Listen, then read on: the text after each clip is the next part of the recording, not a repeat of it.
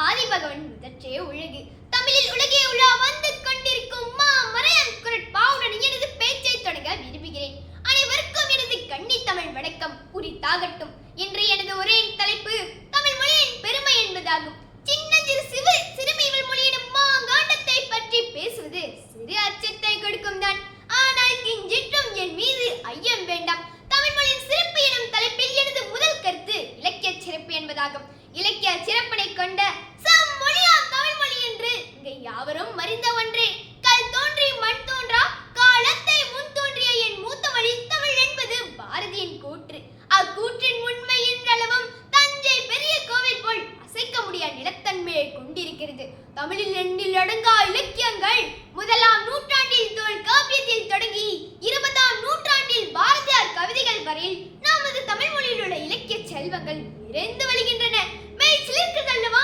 ஆம், தமிழின் சிறப்புக்கு இதை விட வேறென்ன சான்று வேண்டும்? அவையினரே, தமிழின் சிறப்புக்கு அடுத்து தொன்மை மிகுந்த மொழி என்பதே எனது இரண்டாம் கருத்து. உலகின் இன்றைய கணக்கெடுப்பின் படி மொத்தம் 7150 மொழிகள் உள்ளன.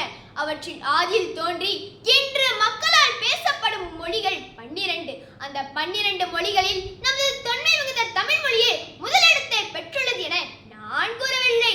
தொல்லியல் ஆராய்ச்சி சுவடுகள் கூறுகின்றன. மண்ணில் தோன்றி 5000 ஆண்டுகள் பழமை புதித நம் தமிழ் அன்னையை என்றளவும் தொன்மை மாறாமல் வலம் வருகிறார்.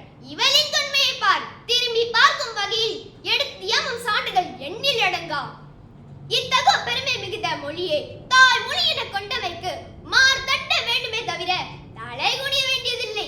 தமிழின் அடையாளம் தமிழின் தாய்மொழி என கூறிக்கொண்டு விடைபெறுகிறேன். நன்றி, வணக்கம்.